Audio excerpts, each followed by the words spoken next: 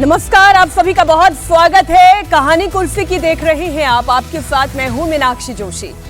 बिहार में power shift देखा जा रहा है।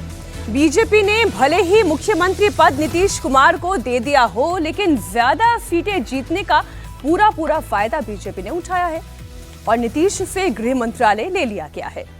इस बार बिहार में गृह विभाग बीजेपी के पास है। डिप्टी चीफ मिनिस्टर सम्राट चौधरी बिहार के गृह मंत्री हैं। नीतीश कुमार ने जब से बिहार की सत्ता संभाली है, 20 साल तक हर बार होम डिपार्टमेंट उन्हीं के पास रहा है। उस वक्त भी जब बिहार में जेडीयू तीसरे नंबर की पार्टी हो चुकी थी, यह पहला मौका है जब बीजेपी को गृह विभाग मिला है। बिहार में गृह मंत्रालय बीजेपी को मिलना कई मायनों में अहम है। ऐसे में पुलिस महकमा पूरी तरह से सम्राट चौधरी के हाथों में होगा। इसके अलावा जेल और इस तरह की जो बाकी चीजें हैं, उसका भी सीधा मंत्रालय, चूंकि गृह मंत्रालय के हस्तक्षेप से होता है, यही वजह है कि इसे पावर शिफ्टिंग कहा जा रहा है। यानी मुख्यमंत्री की आधी ताकत बीजेपी के हाथों में आ गई है। इसे बीजेपी का सरकार बनाने की तरफ बढ़ाया गया पहला कदम माना जा रहा है। तो चेहरे आपके सामने हैं, किसे कौन सा मंत्रालय मिला वो भी आपके सामने है, पोर्टफोलियो का बंटवारा हो रहा है वो भी आपके सामने है, लेकिन सबसे ज्यादा नजर गृह मंत्रालय पर थी। चूंकि बिहार में होम डिपार्टमेंट हमेशा से नीतीश कुमार ने अपने पास रखा है, तो आज इसलिए चर्चा सबसे पहले यहीं से हो जाएगी। हमारे साथ हमारे सभी मेहमान स्टूडियो में मौजूद हैं। हर्षवर्धन त्रिपाठी जी, विजय त्रिवेदी जी, संगीत रागी जी, सुमीर चौगांवकर जी, बहुत स्वागत आपका।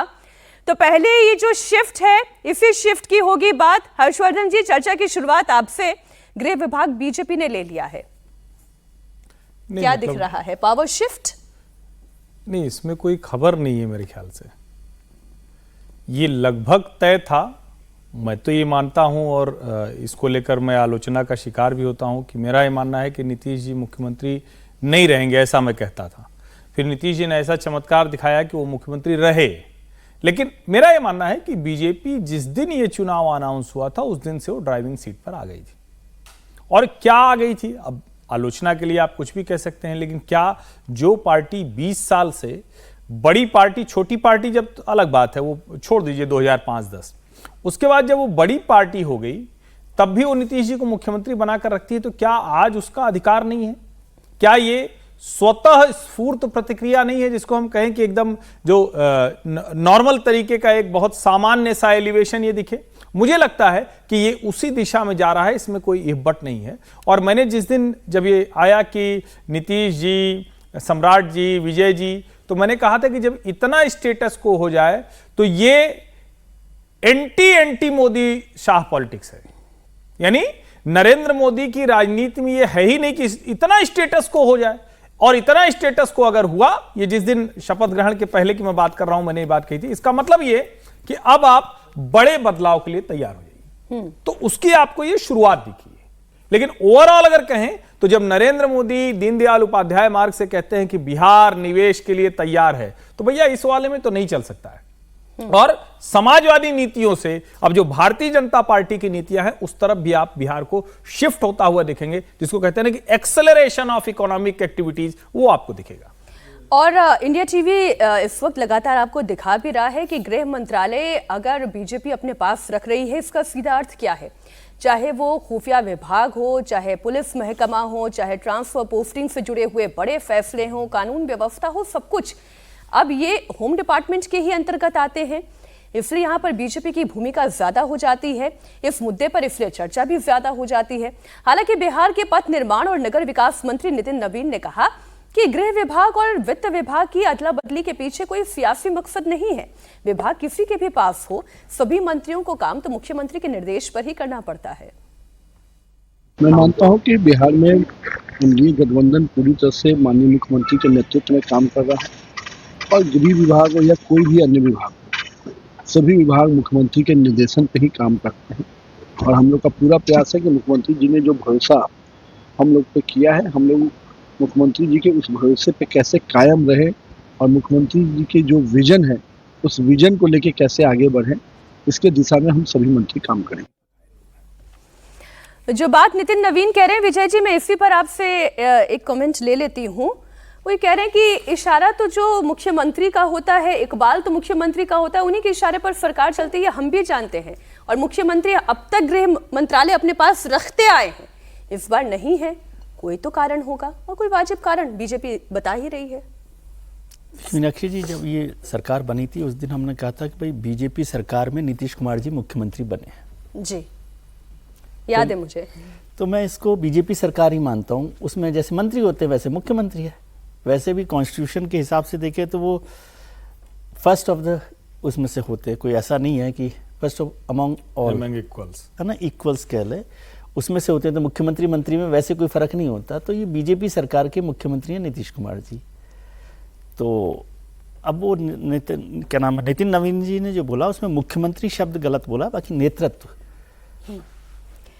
सरकार नेतृत्व के इशारे पर चलती है। और नेतृत्व किसका है? अमित शाह जी का, नरेंद्र मोदी जी का।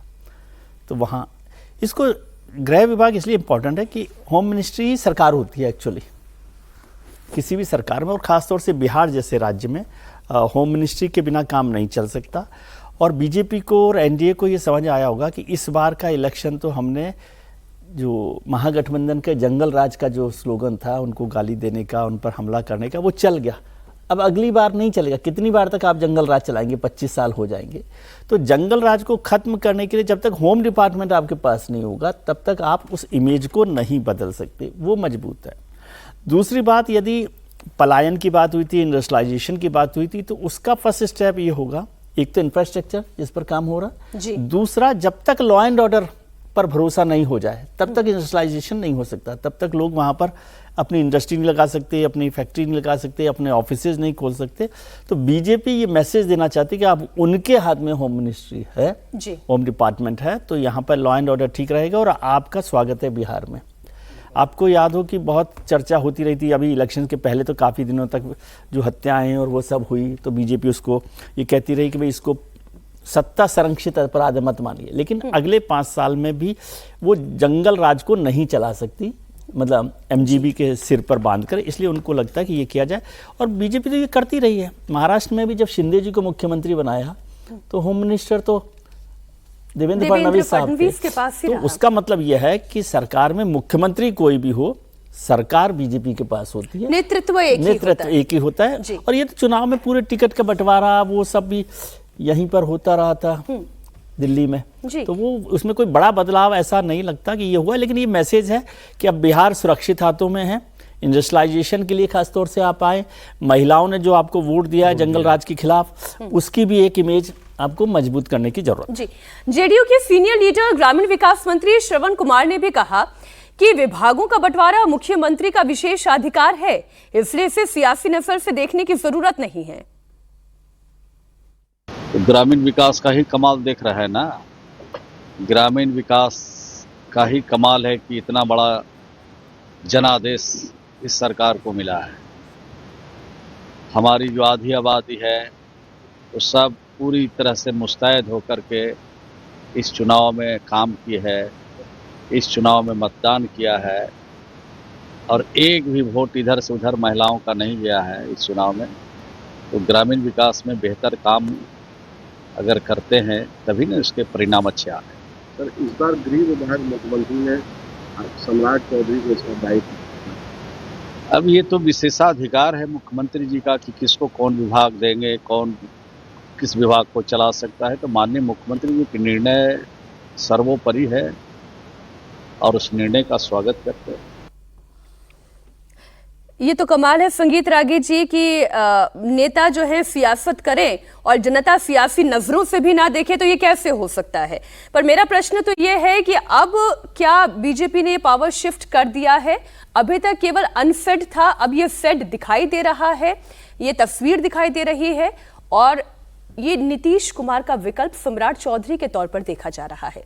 क्या देखिए, नीतीश कुमार का विकल्प सम्राट चौधरी होंगे या नहीं होंगे, ये बात का प्रश्न है। तत्काल ये है कि मुख्यमंत्री नीतीश कुमार जी के ही कहने पर ये सारा विभागों का बंटवारा हुआ है, ये थोड़ा आप कहना मुश्किल है।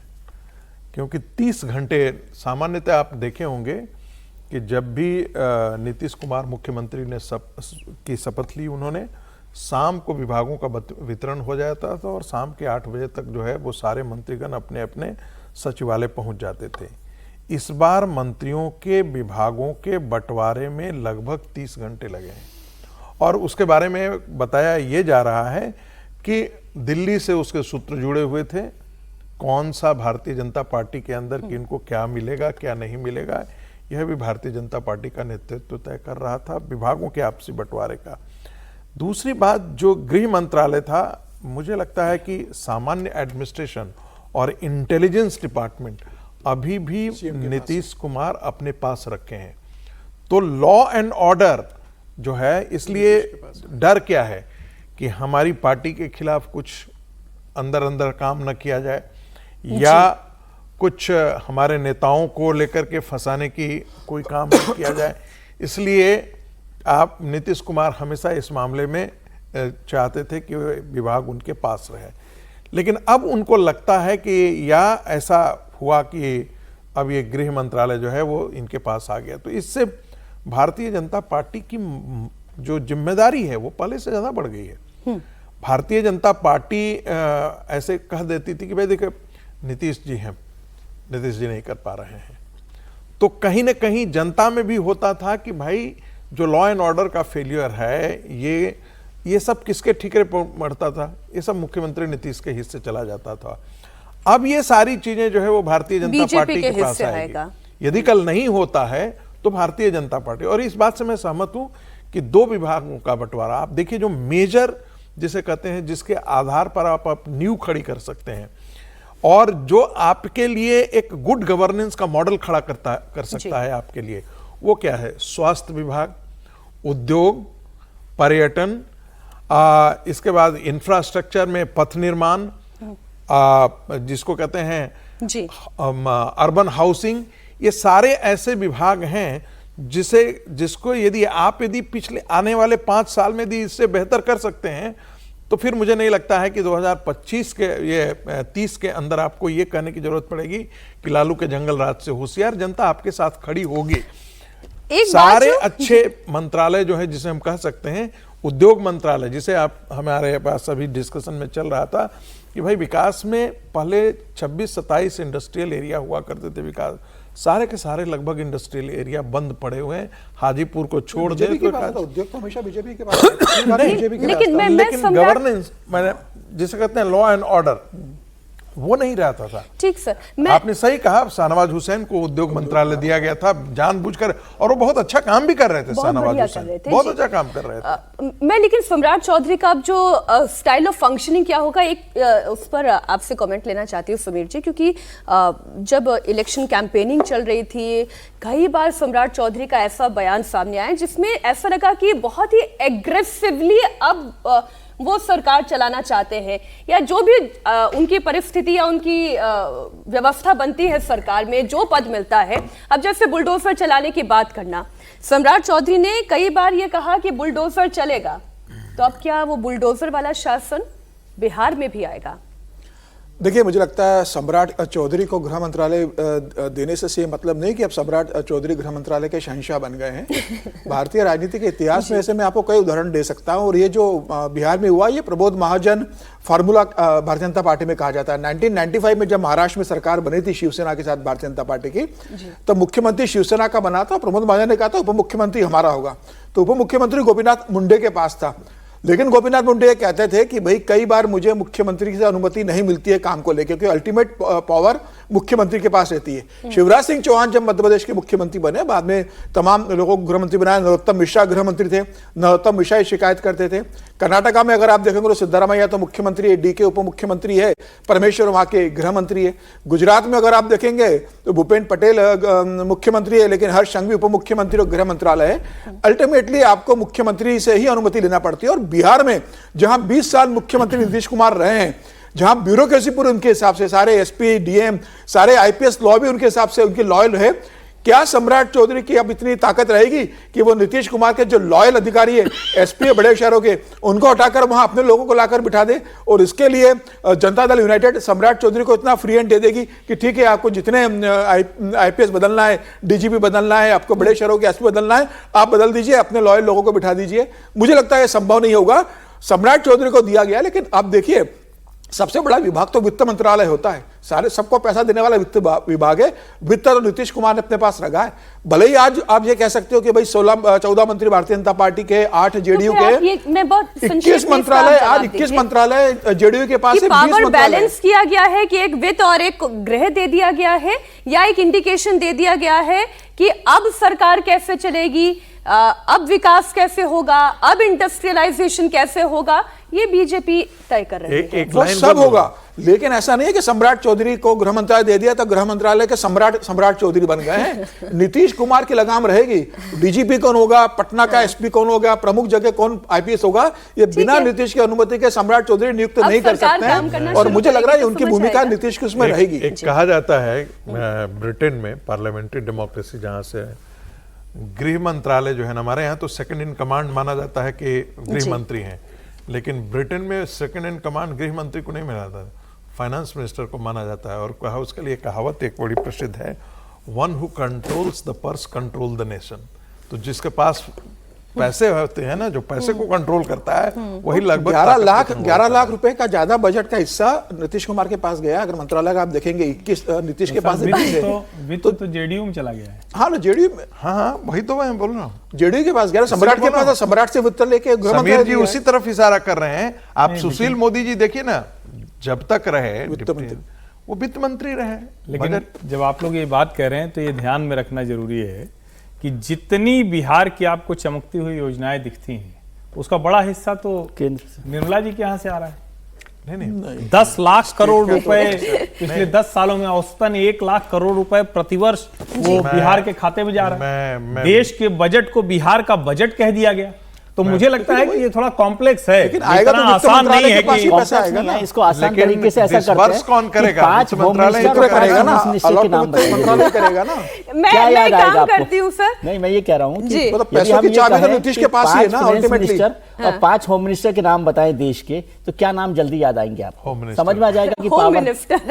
मैंने कहा ना कि भारत के अंदर वही है। मैंने इसको कैविएट दिया था, समझ में आ जाएगी। मैंने कैविएट दिया था कि भारत के अंदर यही है। ठीक है, फिर अगली खबर की तरफ बढ़ते हैं। बिहार विधानसभा चुनाव के नतीजों के बाद बात कांग्रेस की भी होनी चाहिए, क्योंकि कांग्रेस सदमे में डूबी हुई है, और जो सदमे में डूबा हुआ होता है उसके अंदर ही घमासान शुरू हो जाता है। कार्यकर्ता पार्टी के नेतृत्व पर सवाल उठा रहे हैं। पटना में कांग्रेस के सदाकत आश्रम में स्थित दफ्तर में कांग्रेस के कार्यकर्ताओं ने शुक्रवार को जमकर विरोध प्रदर्शन किया। पार्टी के प्रदेश नेतृत्व के खिलाफ नारेबाजी कर रहे थे। इस बीच पप्पू यादव नाराज कांग्रेस कार्यकर्ताओं को मनाने के लिए पहुंच गए। वो जमीन पर बैठ गए और मनाने की कोशिश करने लगे। तस्वीरें भी आप देखें, लेकिन कार्यकर्ताओं ने उनकी एक ना सुनी। बजाय पप्पू यादव वापस जाओ और टिकट चोर गद्दी छोड़ के नारे लगा दिए। दरअसल कांग्रेस के प्रदेश नेतृत्व ने पार्टी के 43 नेताओं को नोटिस दिया है। इन नेताओं में पूर्व मंत्री, पूर्व विधायक, कई वरिष्ठ नेता शामिल हैं। इन सभी को कारण बताओ नोटिस दिए गए हैं। पार्टी नेतृत्व के इस कदम पर पार्टी में जमकर असंतोष उभर आया है। नोटिस से नाराज होकर नेताओं ने बिहार कांग्रेस मुख्यालय सदाकत आश्रम में धरना दे दिया। पार्टी के प्रदेश प्रभारी कृष्णा अलावरू और प्रदेश अध्यक्ष राजेश राम को हटाने के लिए मांग उठाई। पहले थोड़ा सा ये तस्वीरें देखें, फिर इसको चर्चा करते हैं।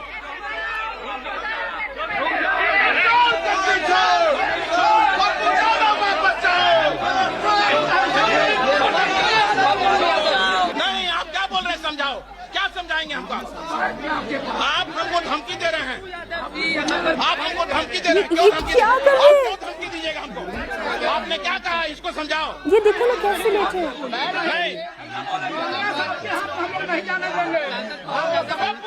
वापस जाओ। बाबू भी उतने ही दोषी हैं जितने राजेश राम भी। छोड़ और नरेंद्र यादव आप लोग का कांग्रेस कोई सेंटिमेंट नहीं है। प्रवीण कुशवाहा जी एनएसयूआई यूथ कांग्रेस से जुड़ा लोग, और कांग्रेस में जिसका समर्पण है उसको हम लोग अब स्वीकारेंगे।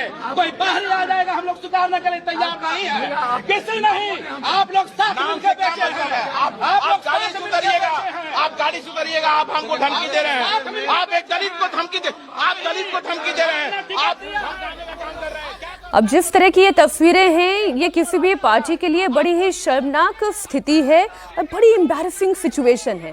और पप्पू यादव तो जमीन पर सिर्फ बैठे नहीं हैं, वो बकायदा लौट जा रहे हैं। इन तस्वीरों को देखकर ऐसा लग रहा है विजय जी, कृष्णा अलवरू से क्यों नहीं सवाल पूछती है पार्टी? कृष्णा अलवरू कौन है?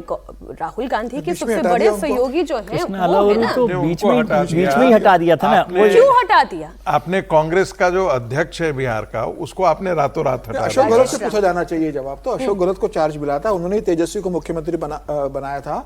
पूरा चार्ज अल्लावरू से अशोक गहलोत ने लिया, वहां उन्होंने कैंप किया। बाद में उनके सहयोग के लिए अजय माकन भी गए, दिग्विजय सिंह भी वहां पर घूम फिर के आए होटल में। जब चुनाव सिर पे खड़ा हो जाए तब सारे मैनेजमेंट की प्रक्रिया शुरू की। उस वक्त क्यों नहीं की जब चुनाव प्रचार का काम शुरू हो? उस वक्त क्यों नहीं की जब टिकटों का बंटवारा हो रहा था? उस वक्त क्यों नहीं की जब महागठबंधन में संयोजन बनाने की स्थिति थी? आखिर के 10-11 दिन में लाकर अगर आप अशोक गहलोत को कोई जिम्मेदारी दे दें या पप्पू यादव नतीजों के बाद जमीन पर लौट जाए, उससे क्या फर्क पड़ रहा है? पप्पू यादव वहां है किस लिए? 3 में 13 में पप्पू यादव निर्दलीय है। उनको फोन घुमा के ही पूछना पड़ेगा। नहीं, 3 में 13 में तो जमीन पे क्यों? कांग्रेस के कार्यकर्ता उनकी कुटाई नहीं कर रहे हैं, ये कम आराम कर रहे हैं उन पर। मैं इस पर थोड़ा वो ना कांग्रेस पार्टी के हैं, वहां पर उनको जाकर के प्रदर्शन करने की आवश्यकता क्या है? आपने प्रदेश के नेताओं को तो नोटिस दे दिया विजय जी, लेकिन सवाल यह है कि जिनके ऊपर जिम्मेदारी थी उनसे आपने क्या सवाल पूछा? मैं तो ये कह रहा हूँ, ये अच्छी तस्वीर है कांग्रेस ऑफिस की, और यदि ये तस्वीर चुनाव से पहले होती तो कांग्रेस की स्थिति ये नहीं होती। कांग्रेस का कार्यकर्ता जिस दिन गुस्से में आएगा, जिस दिन अपने नेतृत्व से सवाल करेगा, कार्यकर्ता बचा हुआ है, जो भी है, ये भी तो लोग हैं ना जो बचे हुए हैं। नहीं, वोट तो मिला ही है ना, ठीक ठाक वोट मिला है, उनको कोई इतना खराब वोट नहीं मिला। लेकिन जो लोग आज नाराज हो रहे हैं वो उसी दिन नाराज हो जाना चाहिए था जिस दिन टिकट का बंटवारा हो। उस दिन कोई प्रदर्शन नहीं हो रहा, उस दिन कोई बात नहीं हो रही है। फिर कृष्णा अलवरू साहब को तो बीच में ही हटा दिया। ये भी अलग होता है कि राहुल गांधी जी ने जिस आदमी को भेजा उसको बीच में हटा दिया गया। फिर अशोक गहलोत जी आ गए, फिर अजय माकन जी आ गए, फिर समीर जी के एक और मित्र, क्या नाम उनका, दिग्विजय सिंह जी आ गए। फिर दोनों ने होटल में बैठ के बड़ी विचार मंथन के, ये समीर जी ने बड़ा बताया था। और पप्पू यादव तो अभी कांग्रेस के एमपी भी नहीं है, निर्दलीय एमपी है। कांग्रेस ने उनका साथ, मतलब ये तो बेचारे कांग्रेस के लिए इतना काम कर रहे हैं, जिसको टिकट नहीं दिया वो भी कांग्रेस की चिंता कर रहे हैं। और जिनको चिंता करनी चाहिए वो क्या है नहीं, वो सवाल अभी तो इस पर चर्चा ही नहीं हुई ना कि कांग्रेस में क्यों हारे हैं, क्यों जीते हैं। और आपने कहा, उस पर हर्षी ने एक बहुत अच्छी बात कही थी, आपने कहा कि कांग्रेस को सदमा लगा। इसमें सदमा क्या, कोई नई बात हुई है हारना? तो क्या लगना चाहिए? मतलब पहली बार कभी कोई हार जाता है अचानक, या लगता है कि नहीं इस बार तो हम कमाल कर देंगे? विपक्ष में बैठने की आदत सी हो गई है, अब तो आदत सी है मुझको यूं ही जीने की। हाँ, तो वही स्थिति है। एक खबर और बात उत्तर प्रदेश की भी, जहां बिहार चुनाव नतीजों के बाद से ही इंडिया अलायंस में झगड़ा शुरू हो गया है। समाजवादी पार्टी के नेता रविदास मेहरोत्रा ने पहले अखिलेश यादव को इंडिया अलायंस की कमान सौंपने की मांग की थी। अब मेहरोत्रा ने महाराष्ट्र में बीएमसी चुनाव अलग से लड़ने की धमकी दे दी। रविदास मेहरोत्रा ने कहा कि बिहार में विधानसभा चुनाव हुआ, लेकिन महागठबंधन ने सपा को एक भी सीट नहीं दी।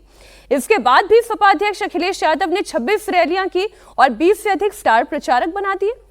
महाराष्ट्र में बीएमसी और नगर निकाय के चुनाव होने वाले हैं। अगर महागठबंधन पर्याप्त सीट नहीं देता तो हम अकेले ही चुनाव लड़ेंगे।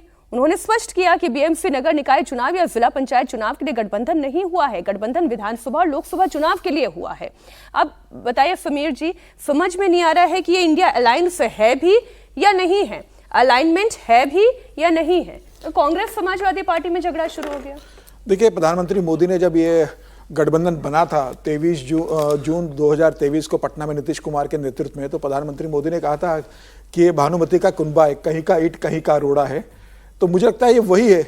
और अभी रविदास जी कह रहे हैं, तो रविदास जी तो मुझे राजनीति के सूरदास नजर आते हैं कि उन्हें समझ में नहीं आ रहा कि किस तरीके से वो अखिलेश यादव के लिए जिक्र कर रहे हैं। भाई, अभी तो ममता बनर्जी है, अभी तो चुनाव ममता बनर्जी के बंगाल में होने वाला है। अगर ममता बनर्जी 2026 में बंगाल विधानसभा चुनाव जीत जाती है तो वो इंडिया गठबंधन की सबसे बड़ी नेता बनकर उभरेगी। वो लगातार भारतीय जनता पार्टी को बंगाल में हरा रही है। अखिलेश यादव तो हार चुके हैं उत्तर प्रदेश के अंदर। अभी योगी आदित्यनाथ सबसे बड़ा नेता उत्तर प्रदेश के। अखिलेश यादव को 2027 में योगी आदित्यनाथ को चुनाव अगर हरा देते हैं तो अखिलेश यादव कह सकते हैं कि भाई मैं योगी जी को हराकर मुख्यमंत्री बनाऊं, अब इंडिया गठबंधन में 2029 में मैं प्रधानमंत्री नरेंद्र मोदी को चुनौती दूंगा। तो अखिलेश यादव पहले अपने उत्तर प्रदेश जीतने की तैयारी करें, केंद्र का खाब बाद में देखें इंडिया गठबंधन को लीड करने का। अभी ममता बनर्जी 5 महीने के अंदर चुनाव होने वाले, और ममता बनर्जी ही मुझे लग रहा है कि वो दावा करेगी चुनाव जीतने के बाद। अगर वो जीतती है तो, अगर वो चुनाव हार जाती है बंगाल का, जिसकी संभावना ज्यादा नजर आ रही है, तो ममता बनर्जी भी इस दौर से बाहर हो जाएगी। जाना है, लेकिन बहुत क्विक कमेंट हर्षवर्धन जी, क्या पर्याप्त है और क्या अपर्याप्त है इस इंडिया अलायंस के लिए? एक तो ब्रेक पे जाना है और ऐसा कठिन सवाल आपने पूछ दिया। देखिए, कुल मिला के ये है कि वहां कोई किसी को स्वीकार करने को तैयार नहीं है और अपने आप अपनी स्वीकार्यता बढ़ाने के लिए कोई काम करने को तैयार नहीं। मूल यही है। बड़ा आपने भी संक्षेप में उसे समेट दिया है।